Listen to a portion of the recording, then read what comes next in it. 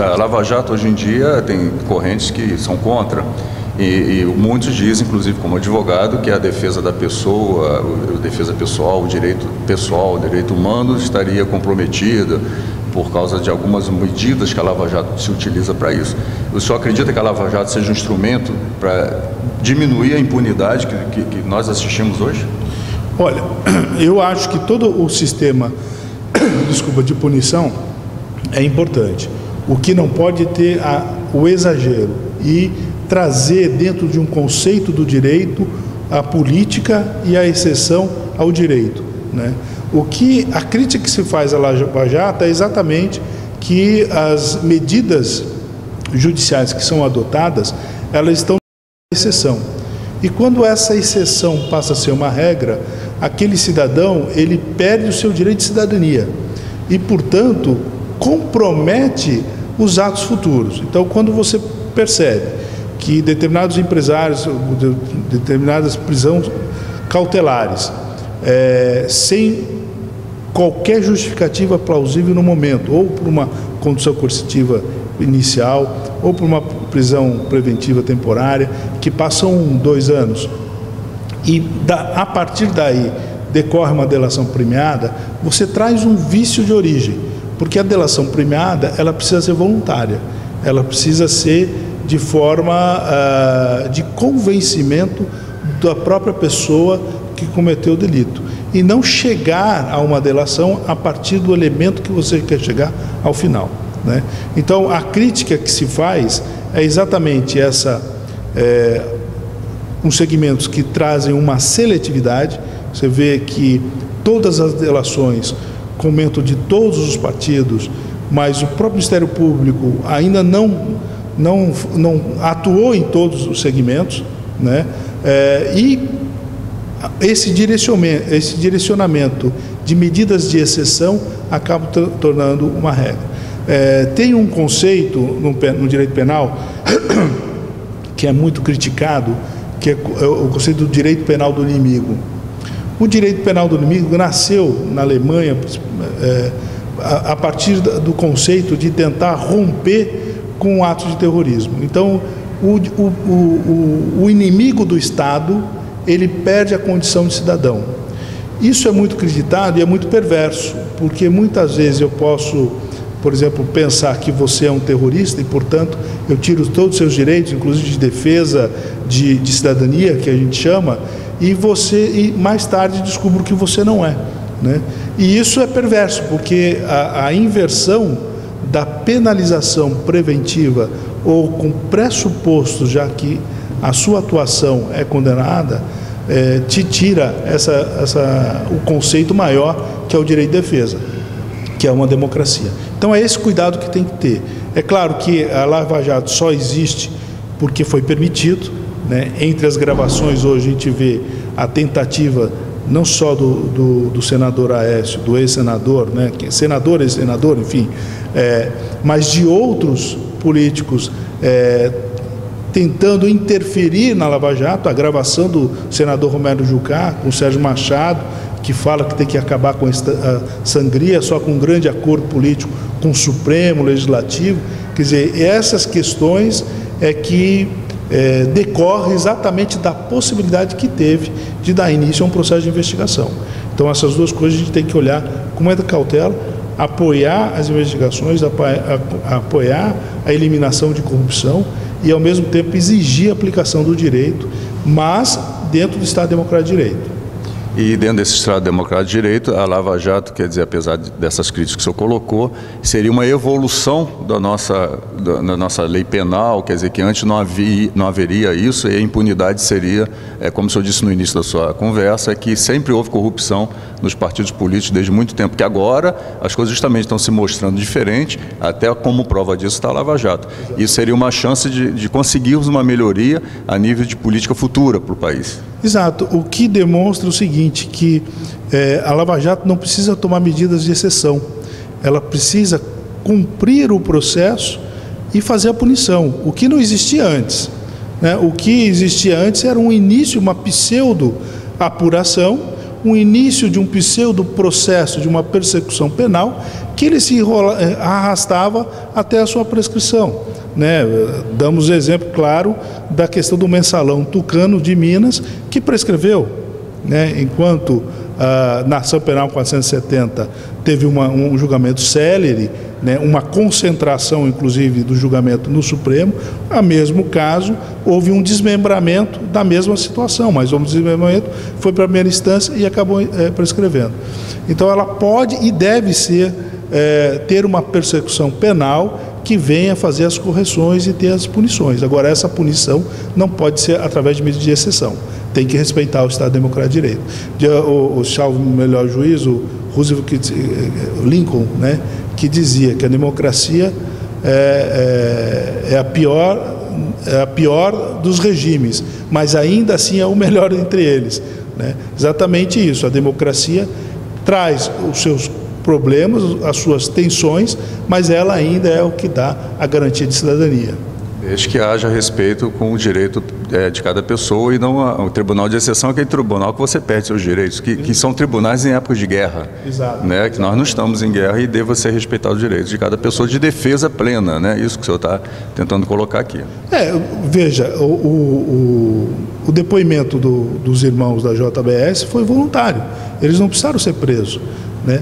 Mas a forma como foi a atuação, quer dizer, a quantidade de inquéritos que eles estavam começando a responder, eles perceberam que atuar só na defensiva passivamente, eles iam chegar um momento que estariam colocando a própria condição deles, enquanto dirigentes, e da empresa em situação precária, ou então até sua eliminação. E aí, voluntariamente, ele falou, não, agora eu acho que precisa. Então, você não precisa encarcerar, você precisa adotar medidas jurídicas próprias, pontuais e com eficiência. E aí a importância das instituições funcionarem de forma democrática. Muito bom. Inclusive, e como ficará agora o nosso presidente atual, o Michel Temer, com todas essas acusações, essa gravação junto com a Aécio? Qual será o desfecho disso? Olha, ele está querendo trazer algo, pelo pronunciamento dele ontem, que é fazer um modelo de justificação para não ser punido. Quer dizer, o fato, a crise política, a crise econômica, vamos dizer assim, um período recessivo econômico que podemos entrar agora no futuro em razão dessa crise, não é justificativa para ele permanecer no poder, né? A ilegitimidade dele já está posta, né? Então, ele, como uma pessoa que se diz democrata, deveria ter a hombridade, a honradez de renunciar e entregar o cargo e deixar a população, a sociedade brasileira escolher novamente por voto direto e secreto, dentro do regime democrático. Que nós, enquanto cidadãos, possamos aprender com os nossos próprios erros, né? E podermos votar e, se errar, na próxima eleição mudarmos os nossos votos. Por isso que nós temos que ter a condição de aprender com os nossos próximos erros e não esperar que outros queiram impor essa condição. E para finalizar, dentro desse processo de eleição que nós teremos 2018 para frente, a sua opinião, inclusive, que financiamento de campanhas não deveria ser por empresas privadas. Nós vimos essa Odebrecht, né, muito envolvida com a política, quase que era um jogo de cartas, né? Eu te apoio aqui, você me dá uma empresa para fazer em tal país do mundo. E também o BNDES agora, com a JBS, foi um dos frigoríficos que mais se desenvolveu. Eu vi que ele passou de lucro de 13 milhões para 160 milhões por ano, com novos investimentos mundiais, não só a nível de Brasil. Quer dizer, se houve um interesse político atrás disso e que está repercutindo nessa delação que envolve o presidente. A sua opinião é que realmente esse controle, de onde vem o dinheiro para a campanha, é um controle importante para a gente melhorar a política, assim como a Lava Jato estaria vindo para futuramente melhorar a nossa questão da corrupção dentro da campanha política, dentro dos políticos de modo geral. Com certeza, porque na forma de um sistema de financiamento privado, de pessoa jurídica de campanha, você traz um ato de desigualdade. O cidadão individualmente considerado, ele não tem a mesma capacidade financeira da pessoa jurídica e não vai ter os benesses do Estado. Então, eu digo, inclusive no meu estudo, que é o meu pós-doutorado, eu coloco isso, que não há um financiamento, há um investimento. ao investimento, porque você não, dentro da pesquisa que você faz dos doadores e dos investimentos, a mesma empresa investe em todos os partidos e todos os candidatos que ele entende que vai conseguir eleger, né? Então isso é importante para trazer essa democracia, essa igualdade do eleitorado. E mais que isso, é evitar que utilize as instituições para a privatização da própria sociedade.